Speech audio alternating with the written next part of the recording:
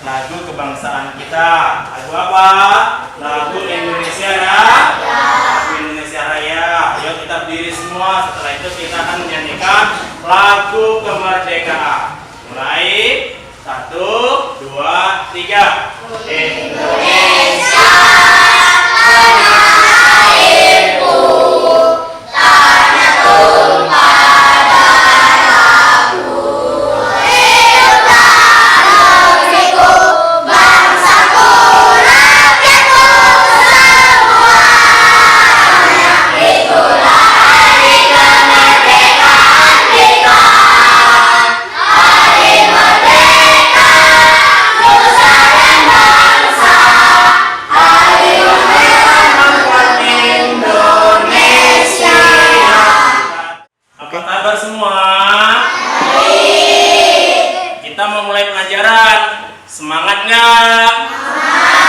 Semangat. Jadi kita setiap hari harus paginya waktu berangkat ke sekolah harus sarapan. Siapa yang tadi pagi sarapan angkat tangannya? Ya. Siapa yang sudah divaksin angkat tangannya? Harus mengikuti program pemerintah agar kita tidak terkena COVID-19 atau wabah COVID-19 agar kita bisa melaksanakan pembelajaran tatap muka. Ingat, Pak, sebentar lagi saya akan melakukan absen. Saya akan panggilin satu persatu. Nanti yang saya panggil, coba angkat tangannya ya. Saya absen terlebih dahulu ya. Muhammad Al-Fadilah, Muhammad Fahri, Muhammad Farel Handoko. Sebelum mulai pembelajaran, kita akan mempelajari yang namanya salah satunya seni budaya daerah. Siapa sih yang tahu apa itu seni budaya daerah salah satunya? Iya. Terus batik ulas itu dari mana? Itu dari ciri khas kota Medan. Ya, Sumatera Utara.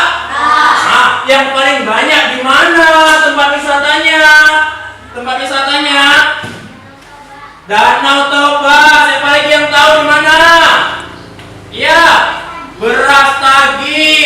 Ya, itulah yang namanya budaya daerah atau budaya lokal tempat kita tinggal dulu kita harus tahu. Jadi kita akan mempelajari apa itu hubungan antara iklan ya tentang zat tunggal dan campuran, salah satunya campuran homogen dan campuran heterogen, serta akan kita hubungkan apa sih hubungannya dengan seni budaya daerah. Itulah yang akan kita pelajari nanti. Sama seperti pembelajaran sebelumnya. Masih ingat kan? Masih, maka hari ini akan kita lanjutkan. Semua kita akan mempelajari yang namanya bahasa Indonesia.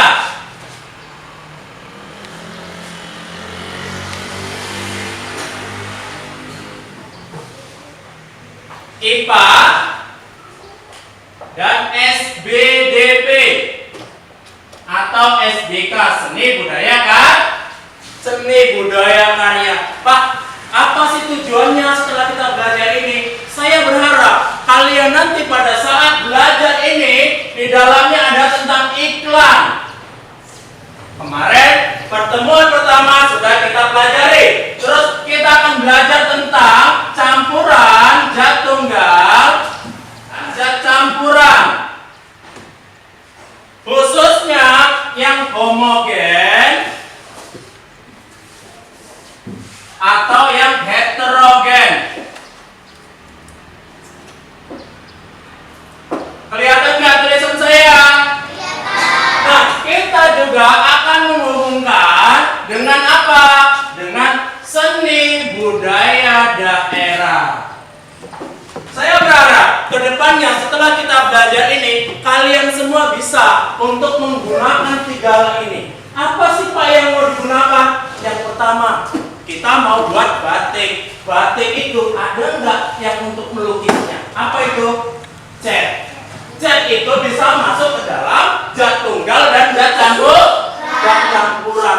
Kita menggunakan itu sebagai bahan untuk membuat atau memotif, membuat lukisan, mengecat patung dan lain sebagainya. Nah, nanti kita belajarnya belum tentu sampai sana. Kita bisa jadi belajar tentang campuran homogen dan campuran heterogen. Nanti akan kita praktekkan.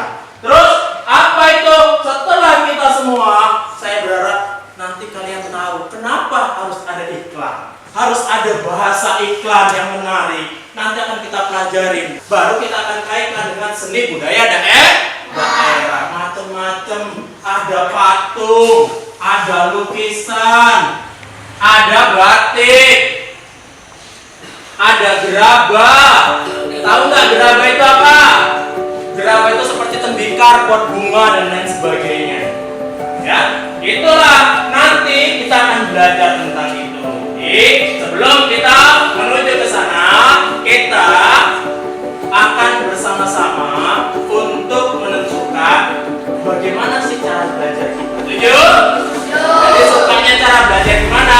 Kita langsung praktek aja ya, biar kelihatan apa yang akan kita pelajari. Maka kita akan mengerjakan sebuah proyek atau praktek langsung. Ya, maka saya mau membuat kelompoknya. Oke, sebelum saya buat kelompok, yuk kita susun bangkunya, gitu ya. Yuk, cepat. Sini. Terus lagi. Ya, lagi.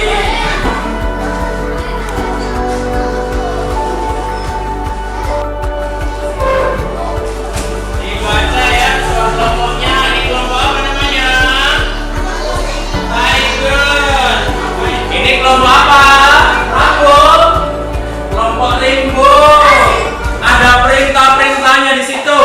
Ya, coba dibaca petunjuknya. Coba cari petunjuknya. Ada petunjuknya? Coba dibacakan. Ketua Devil, petunjuknya apa aja? Berdoa dulu. 1. Berdoa dulu sebelum memulai kegiatan. Ya. Berdoa dulu untuk menanti ilmu. Ya. Tuliskan identitas kalian secara lengkap dan jelas, nama kelas, no absen. Ya. 4. Baca penunjuk LKPD dan langkah-langkah kegiatan dengan teliti. 5. Lakukan kegiatan dan jawab pertanyaan dengan cermat. Ya. 6. Presentasikan di depan kelas. Mana nanti kelompok yang paling cepat selesai, dia yang akan tampil di depan. Masuk YouTube. Tampil di depan untuk bacakan presentasinya, hasil kerja kelompoknya. Paham? Nah, sebelum kalian mengerjakan, coba dibaca-baca dulu. Nanti akan saya jelaskan materinya di depan. Sebelum mengerjakan, saya jelasin dulu materinya. Ya, jadi nanti saya akan tentukan kelompok Tiger nanti akan mengerjakan yang namanya campuran homogen tentang larutan air dan gula. Ya, nanti dicatat di situ. Terus kelompok Devil akan mengerjakan larutan garam. Itu namanya larutan homogen.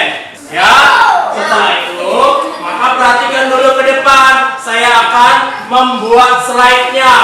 Saya akan menjelaskan dulu. Coba perhatikan ke depan dulu sebelum mengerjakan. Perhatikan ke depan, ya. Yang perlu ditanyakan nanti ditanyakan baru kita akan kerja, ya. Sepakat? Sepakat. Oke, perhatikan semua. Anak, kita akan belajar tentang tema 9 benda-benda di sekitar kita, subtema 3 pembelajaran 2. Berarti lanjutan dari pembelajaran 1 tentang manusia dan benda-benda di sekitarnya. Ya, coba perhatikan ke depan. Perhatikan ke depan semua, masih semangat ya? Halo sahabat cerdas, Assalamualaikum warahmatullahi wabarakatuh. Pada kesempatan kali ini, kita akan belajar pada tema 9, benda-benda di sekitar kita, subtema 3, manusia dan benda di lingkungannya, dan kita sampai pada pembelajaran kedua. Sahabat cerdas, sebelum kita mulai pembelajaran kita, jangan lupa untuk berdoa terlebih dahulu.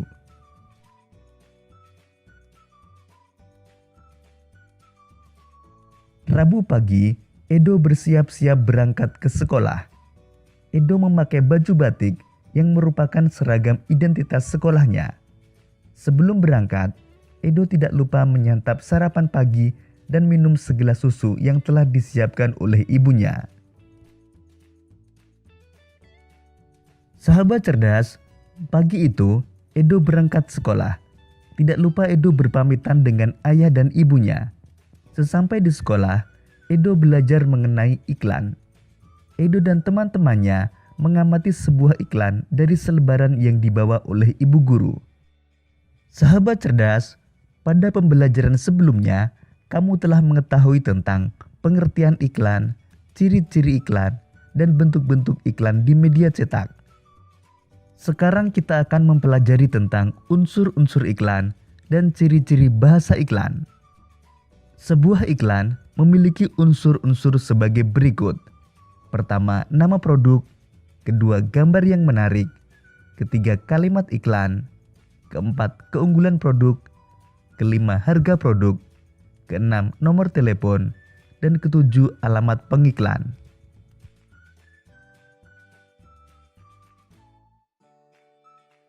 Sedangkan ciri-ciri bahasa iklan antara lain: pertama, menggunakan bahasa yang singkat, padat, dan jelas. Kedua, menggunakan bahasa yang memikat dan memiliki daya sugesti.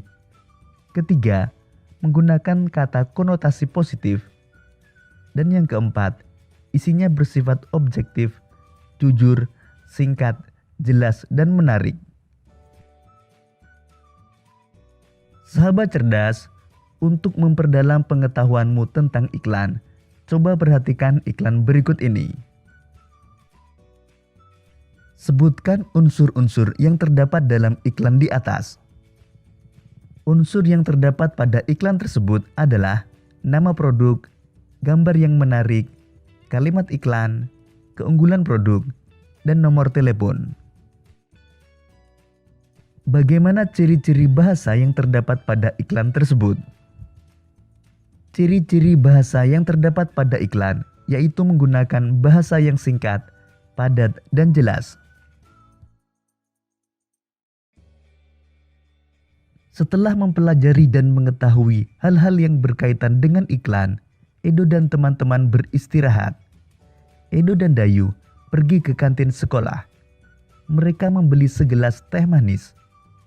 Edo memperhatikan saat ibu kantin membuat teh manis. Teh manis dibuat dengan mencampurkan gula pasir dengan air teh, kemudian diaduk rata. Setelah ibu kantin selesai membuat teh manis, diserahkannya teh manis tersebut kepada Edo dan Dayu. Setelah membayarnya, mereka segera menikmati teh manis sambil duduk di kantin sekolah. Sahabat cerdas, pada pembelajaran sebelumnya, kita telah belajar tentang campuran. Termasuk jenis campuran apakah teh manis? Sahabat cerdas, untuk lebih memahami tentang jenis campuran, sekarang coba amati segelas air gula.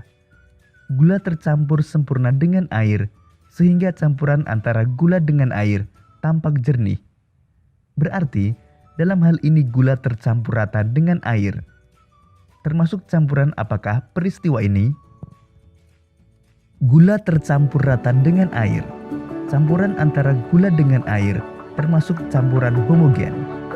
Campuran homogen juga disebut dengan larutan. Dalam larutan gula tersebut terdapat dua penyusun larutan, yaitu air sebagai pelarut dan gula sebagai zat terlarut.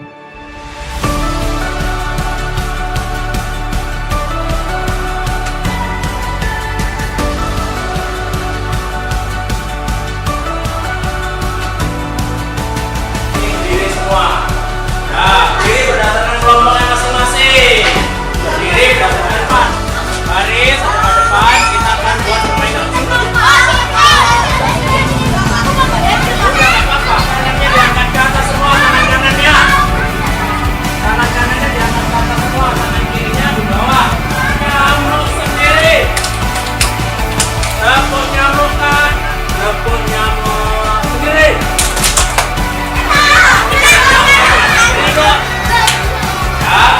Perhatikan, tadi saya sudah bagi RKPD ya, sudah bagi, gitu kan? Nah, maka sekarang coba dengarkan penjelasannya, perhatikan semua. Ayo. Ini adalah segala sesuatu yang menempati ruang dan mempunyai dasar.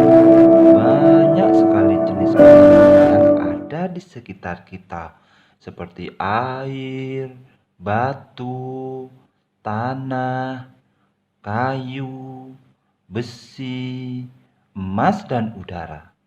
Materi-materi tersebut dikelompokkan menjadi 3, yaitu benda padat, cair, dan gas. Berdasarkan komposisi penyusunannya, materi dibedakan menjadi 2, yaitu zat tunggal dan zat campuran. Pengen tahu? Ayo kita bahas satu persatu. Zat tunggal biasanya disebut zat murni. Zat tunggal merupakan zat yang terdiri atas materi sejenis. Contoh benda termasuk dalam zat tunggal adalah air, garam, gula, dan emas. Zat tunggal ini dapat berupa unsur dan senyawa. Mari kita bahas. Yang pertama, zat tunggal sebagai unsur. Unsur adalah zat yang tidak dapat dibagi lagi menjadi zat yang lebih sederhana. Contoh, besi, emas, aluminium, karbon, dan oksigen. Yang kedua, zat tunggal sebagai senyawa. Senyawa adalah zat tunggal yang terbentuk dari beberapa unsur. Contoh unsur senyawa adalah air. Air terbentuk dari oksigen dan hidrogen. Contoh senyawa yang bisa kita jumpai sehari-hari, misalnya garam dapur dan gula pasir. Yang kedua, zat campuran adalah zat yang komponen penyusunnya terdiri atas 2 atau lebih zat tunggal. Zat campuran dapat dibedakan menjadi 2, yaitu zat campuran homogen dan zat campuran heterogen. Mari kita bahas. Yang pertama, zat campuran homogen adalah campuran yang terdiri atas 2 materi atau zat yang dapat menyatu secara merata. Pada campuran homogen ini, zat penyusunnya tidak dapat dibedakan. Contohnya, air garam, sirup, dan udara. Sedangkan yang kedua, zat campuran heterogen. Zat campuran heterogen ini adalah campuran yang terdiri atas 2 zat atau materi berbeda yang tidak dapat menyatu secara sempurna. Pada campuran heterogen, zat penyusunnya masih dapat dibedakan. Contohnya, campuran air dengan kopi, air dengan tepung, dan air dengan pasir. Kira-kira kenapa ya es sirup kok bisa termasuk campuran homogen? Ayo perhatikan ilustrasi berikut ini. Ketika kita membuat es sirup, kita akan membutuhkan air dan sirup. Ayo kita amati. Perpaduan antara air dan sirup tampak tercampur merata atau sempurna.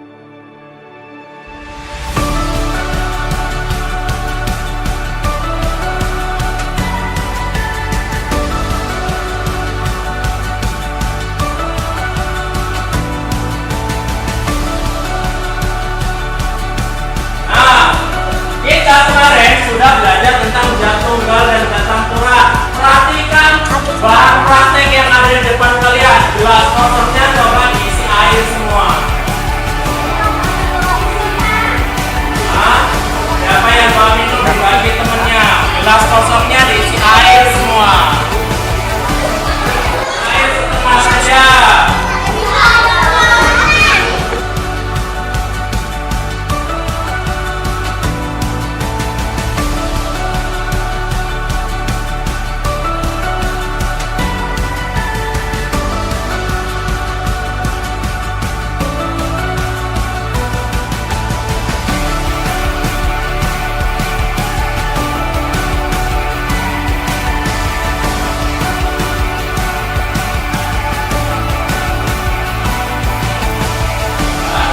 Kumpulkan semua tugasnya. Yo, kumpulkan semua tugasnya. Diperiksa nama-nama anggotanya ya. Kemudian siapa perwakilan yang bisa mempresentasikan ke depan? Coba dibaca kesimpulannya apa? Perwakilan kelompok Devi.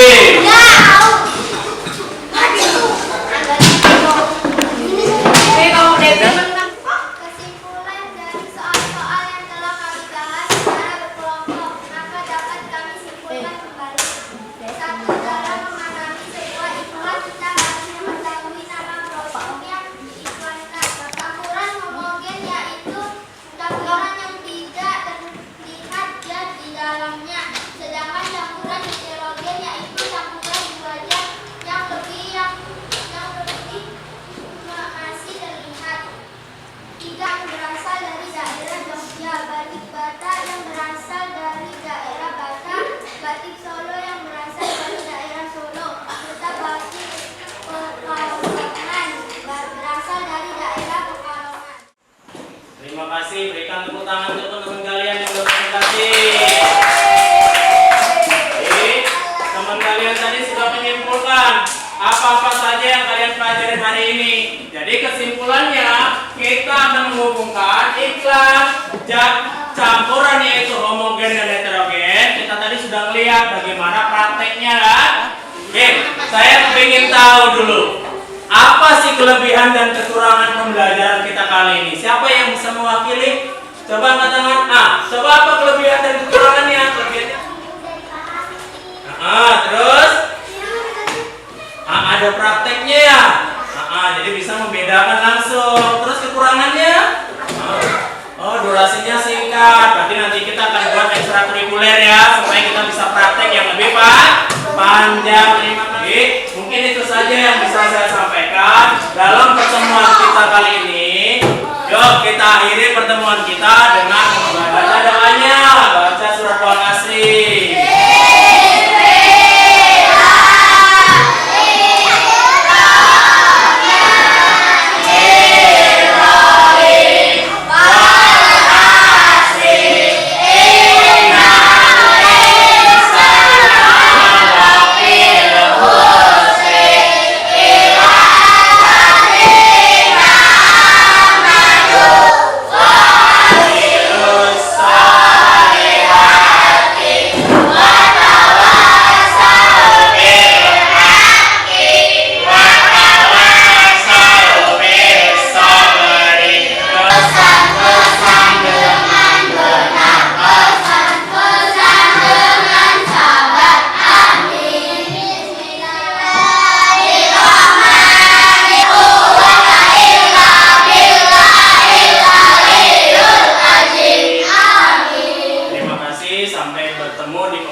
pelajaran berikutnya. Assalamualaikum warahmatullahi wabarakatuh.